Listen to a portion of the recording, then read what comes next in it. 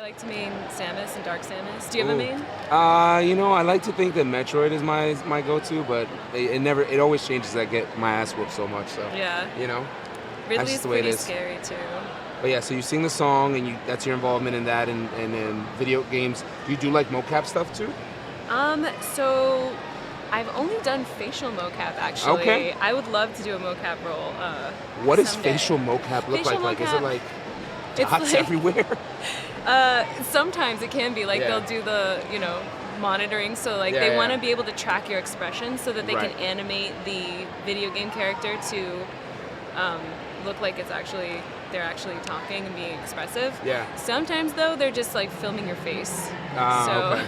I've done it a lot where it's like there's just a camera or there's like a mic right here. I'm wearing this little like black cap over my hair. Yeah. And then like there's like a camera thing that you wear on your head. Right. And it'll just be like right in your face, capturing your facial expressions. An obvious selfie moment, something that you can definitely grab a picture, upload to Instagram, let people know. You know what's funny though is like I always forget because like the nature of video games is you have NDAs, you sign these NDAs, Of course. and you can't talk about it for months and months. Yeah. And then by the time the thing comes out, I forget that I have those pictures, and I never post them. You know what? Wow, I have this picture of me on a Sunday morning wearing this mocap suit. Let me show you.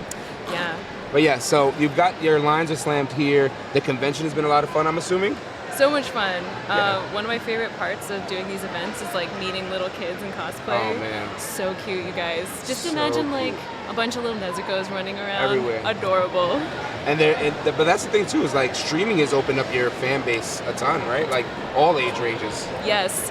You know what's crazy about Demon Slayer too is that like it is all ages. There's Yeah. like grandmas and grandpas coming up to my table saying like my grandkids got me into the show. It's pretty awesome. Yeah, family night, movie night has been replaced by family anime night now. Right? Yeah, let's all gather around and watch Demon Slayer. Yeah, man. I love it. Nothing makes grandma bond better than watching Demon Slayer. It's true. I signed it like, this grandma came to my table yesterday. Yeah. She was like, her grandkids were there and they were like, whatever. Like, Yeah. But grandma was like decked out in Nezuko gear. No way. She was like, will you sign all my Nezuko stuff? It was the best. Who was she really there for? Is the question. Was it her, the little girl, the little person they came with? It was definitely grandma. It was definitely grandma, 100%. Grandma. So amazing character, obviously. What's been the reaction from the fans in seeing the character development? It's funny. People keep coming to my table looking for spoilers. Really? Yeah, and Not I'm like, giving I can't tell you anything, man. Right. It's not. I'm saving it for whatnot. That's where I'm going to give all Yeah, the I'm going to spoilers tell out. the end of the show. So what happens at the end That was of cool. Demon Slayer is, I can't tell you. Oh, So, wow. I thought we almost had it. No. True professional, though. You had me going. You had me sold there for a second. But yes, you enjoy seeing the cosplays. We talked about that. And so let's take it back for a little bit. So when you get the call to voice Nezuko, what's your industry experience like at this point? so this was a few years ago. Yeah. I was kind of like, I was working regularly, I was doing anime dubs, doing a lot of video games, a few study gigs, commercial stuff. Okay. And I get this audition for Demon Slayer, and I had just found out about Demon Slayer, like on Twitter. I saw somebody posting, or I saw some articles about it, like the next hot anime. Wow. And I'm a fan of anime, so I was I definitely want to watch this when it comes out. And then like a week or two later, I That's get this insane. audition, and I'm That's like, insane. I know what this is. And I only got the audition for Nezuko because I think they were trying to cast the four mains first, which Right. makes sense. Of course. And the audition was just a scene. There's two scenes. There was the first scene of the show where Nezuko is still a human and she's talking and she's like yelling at Tanjiro before he goes out to the village. Yeah. And then the second scene was Very big sister vibes. yes. The second scene was Nezuko turning into a demon. Yeah. So it was just all growling and feral noises, which I'm really good at. Turns out. Right. Who knew? I'm feral. On the resume is now growling noises and feral noises. It's a top characteristics there. Yes. I never cried more than the moment that Tanjiro found Nezuko. It was like one of the most impactful first episodes of a series that you like ever walk into. You know? Was the emotion high for you, like in just that scene? Because it's really the only time the character gets a chance to speak. Yeah. So one of my favorite parts of the your whole deep breath series. right now tells me everything. Because this is one of those moments where people are like, "What is one of your favorite moments from the show?" And it's like in the first episode when Nezuko transforms into a demon. Yeah. So after Tanjiro has found her, he's like carrying her, and then she like comes back to life, but as a demon, and she attacks him, and he like is trying to fend her off with his sword in her jaws. And like she realizes what she's doing, and she starts to cry. Like this just like gets me every time. I could cry just talking about it. Stop it, please. I won't cry. I won't cry on stream. Who's crying onions in here? Oh my Honestly, God. I'm not crying. You are. Just gonna smile through. Everything's great. I guess we'll change the question then, so that we can move past this moment.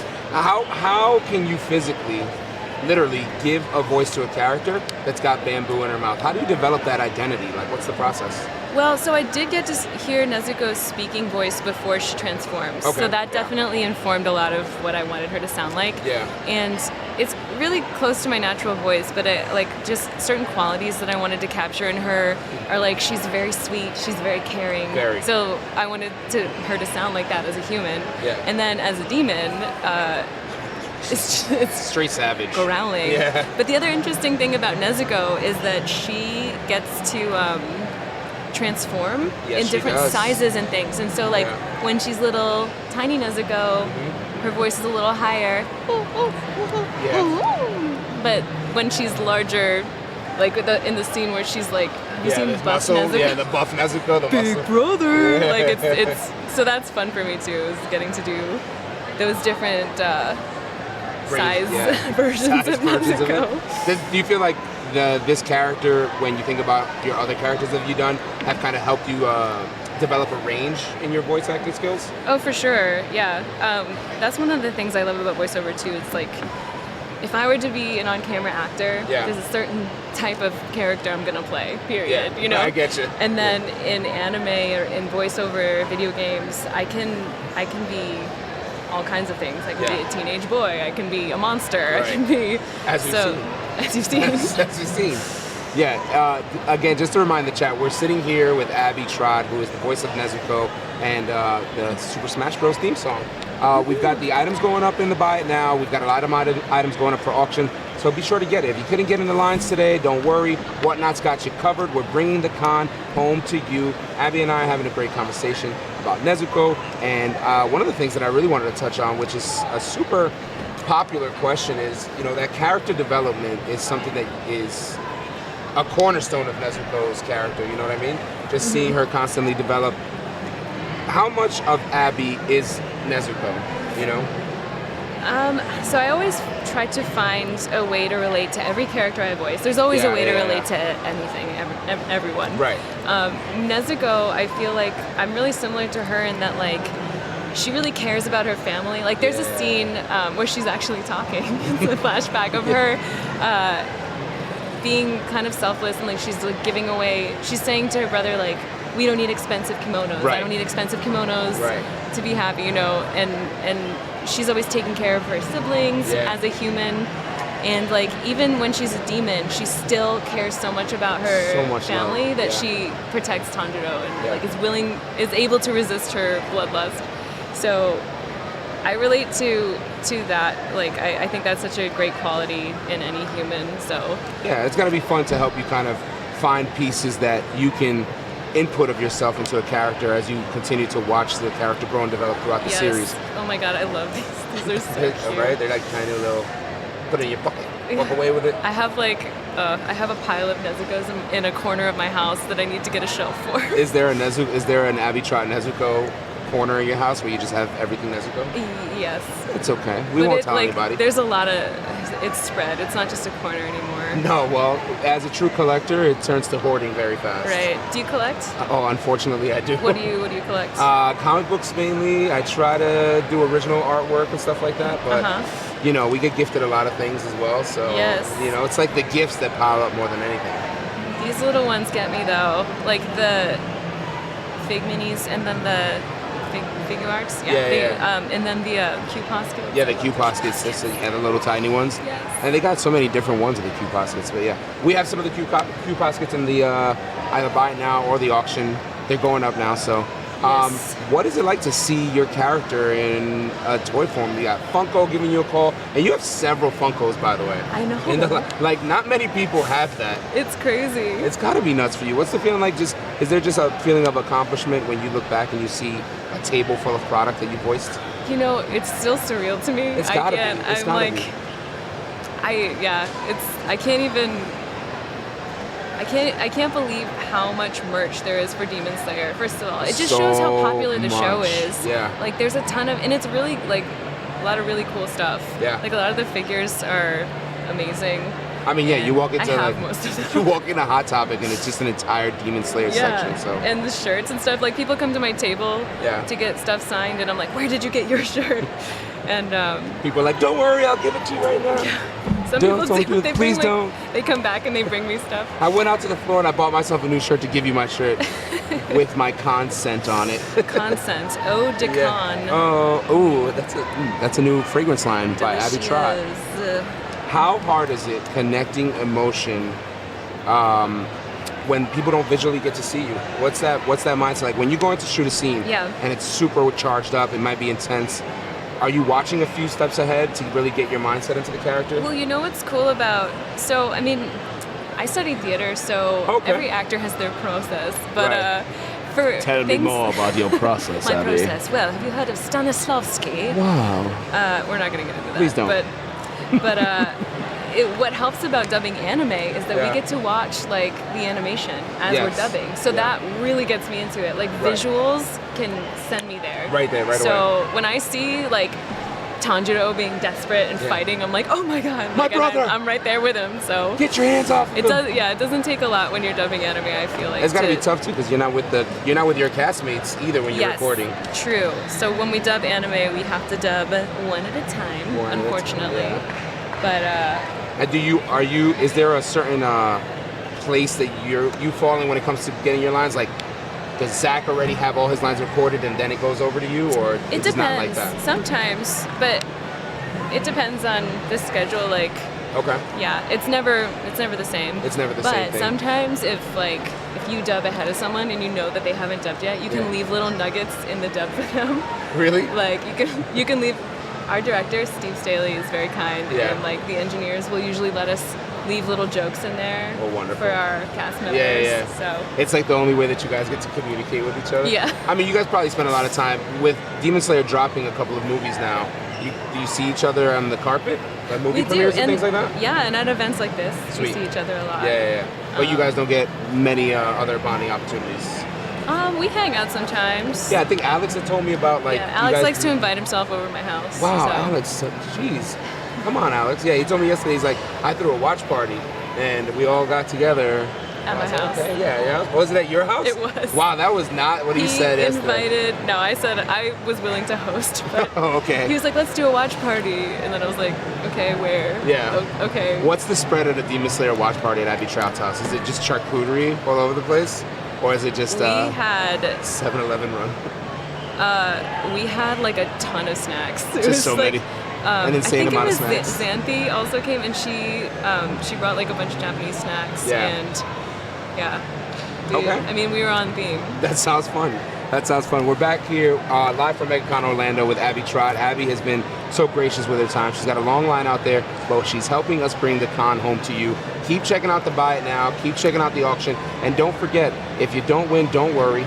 Jay Stash is going to be back later on today. We've got the Hangover show taking place where we're going to compile a bunch of different items from all the guests that we've had the past 2 weeks. Cleveland and Orlando, bringing you a second chance to get that signature. The Second Chance Signature Show is kicking off today on the Whatnot channel. Be sure to bookmark it there.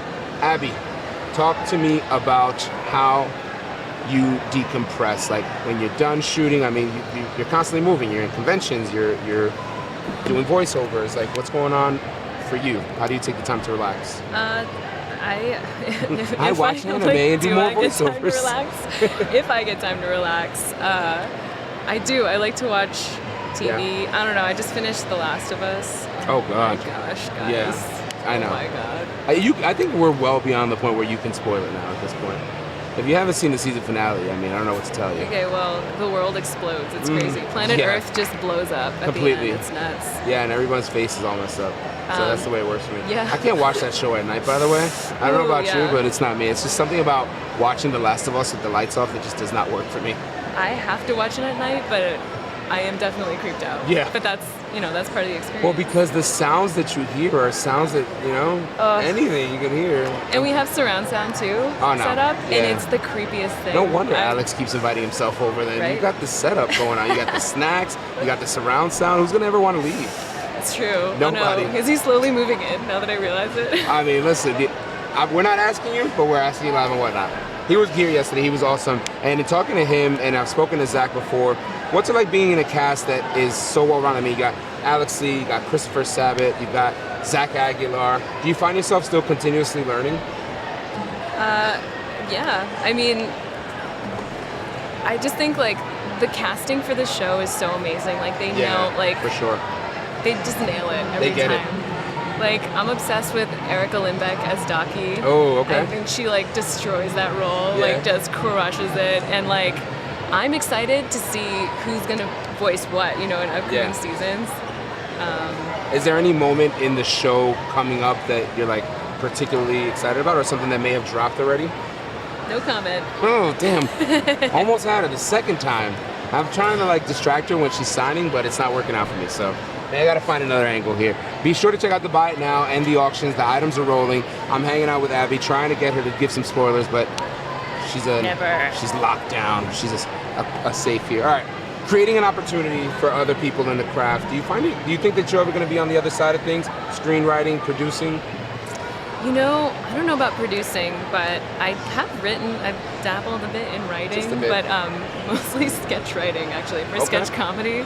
Okay. It's really fun. It's gotta be. And directing is something that I might consider, because, I've had a taste of directing as well, and I love working with actors to try to bring out their best performance. Yes. And, like, as an actor, I feel like I can empathize with other actors, and I know where they're coming from. So maybe in the future, someday, I'll direct a thing. Who knows? On your vision board, it's there to be a director. Yes. Now, I know that a lot of people think that it's super simple to turn the microphone on and just become a voice actor. Yeah, that's pretty much all it takes. You just turn the mic on and you're famous. There you go. Crazy. So here you go. I've turned the mic on and now here we are. I've got Abby Trott sitting next to me. Speak to the process though. What's the journey like? How many times did you hear no? Oh, I hear no every day of my life. I still hear no. Somebody just said no to me right now, walking by. Hi, can I have an ice water? No. Who are you? That's part of being an actor. And, like, it's funny, I had a teacher, so my drama teacher in, like, 6th grade. So I've been doing plays for a while. I can tell. And I think when I was in, like, 8th grade, after doing plays with him for a few years, I was like, I think I want to be an actor. And he was like, no, you don't. Really think about this one. And he told me, he was like, you're going to fail. You're going to fail over and over again, and it's really hard. Do you still want to be an actor? And I was like, yes. And so he was like, okay, all right. As long as you're aware of that, then go for it. And then it's true. Like, you have to work really hard. Right. Auditioning, you audition for lots of things, and most of the things you audition for, you do not book. Yeah. Is it disappointing though? It doesn't knock you down. Like, how do you continue to keep yourself motivated then at that point? I try to look ahead. I don't dwell. Okay. So when I do an audition, it's sometimes really hard, but I will audition for something and then let it go. And never expect to hear about that again. So when you got the call for Nezuko, safe to say you freaked out a little bit. I was really excited. Yeah? Yes. Who's the first person that got a call from you that you called to let him know?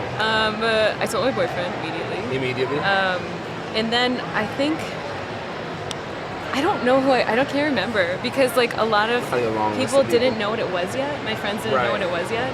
I got this part in Demon Slayer. They're what? like, what? What is it? You do more voice acting things? Okay, cool. Yeah. Let us know when we come support. I told my parents, and I still think they don't understand what Demon Slayer is. What's Abby doing? I don't know. It involves a microphone and some kind of show. Little do they know you're over here ripping the convention scene. Lines are hours long. Hours long. I try to move it. I try to move my I bet you do. I bet. Well, I mean, listen, you've got a lot of people who are in the room that are super big fans of your work. They may have followed you through Demon Slayer or any other things that you've done. What's the message to your fans today? I really want to thank everybody for their support. I feel like I'm giving a speech. Thank you so much for all your... No, but, like, it is honestly the fandom that makes this show what it is, because without everybody's enthusiasm and support, like, it would fizzle out, right? It's such a great show. The animation is so good, the music is amazing, the story is great, the characters are wonderful, but like without the fans to hype that, it's nothing. So I really appreciate everybody's support and enthusiasm. Are you still a fan yourself of your work? Like, do you feel like that excites you as much as like understanding that the audience is going to see something that you're equally excited about? You know, it really does. And for something like Demon Slayer too, because I feel like Nezuko doesn't talk a lot. So initially, when I was doing events and like meeting people and doing panels about Demon Slayer, I kind of had a lot of imposter syndrome where I'm like, ooh, do I deserve this much attention? Tell me about right it. now? I don't know. Like, but I learned that fans want to share in the excitement. They do. Like, people want to share in that excitement, and so like now I'm embracing it fully because I'm excited by it. So I'm like, let's enjoy this together, guys. I'm on the ride. Let's do it. You have such a great personality and a like really passionate voice when you talk about the things that you do. How do you manage your mental load? How do you make sure that you're just not being too hard on yourself on the times where you may not get booked or an episode may not have gone the way that you wanted it? Therapy. Mental health's important. Yeah, it sure is, guys. I am notorious for being too hard on myself. Yeah. And I think especially over the last few years, I've really learned to like let that go. Good. Because it's like, there's no point in be like Elsa. The world is harsh enough. You don't need to also be mean to yourself, guys. You hear that? Take a note from Abby's book here. And in case you missed the audio version, I'll be reading it to you on Amazon if you want to download the book. We're writing it still, but we'll get there. We've got a lot of other items in the buy now, by the way. We are going to be getting these Q-Pops kits out to you. I think right now there might be one up for auction. We've got other Funko Pops that we're in the buy now, so get in on the action. The con is closing today, but it doesn't end there. Download the Whatnot app for 24/7 access to your favorite items, collectibles that you might be searching for. Including things like this. That's the shiny. So shiny. And it's got, first off, the fact that you use 2 paint pen colors, shout out to you. Because that takes skill. You just keep on. I want to make it look pretty. You do. I get you. You're doing a great job, by the way. Thank you. I know. Is it the first time being on Whatnot? It is. Yeah. Okay. What else is in your collection? This is a collector-based platform. I know you talked about a couple of figures. In my collection? Okay, so aside from all the Nezuko merch... aside from everything about me... Yes, I collect Larvatars, the Pokemon. Okay. You're like, what? Okay. And the record scratch sound here. Can somebody put the record scratch sound into this? I almost wrote Larvitar. That's not who I voice. I do not voice Larvitar. Just a big fan. That's my favorite Pokemon. Yeah. Do you know what Larvitar is? I don't know it as well as you do, apparently, but... He's a little green guy. Yeah. He's like a little, I like him because he looks really angry. Okay. And he thinks he's so tough. Yeah. But he's really not. He's just a little nugget. He's just a cute little nugget. Tiny little nugget, so cute.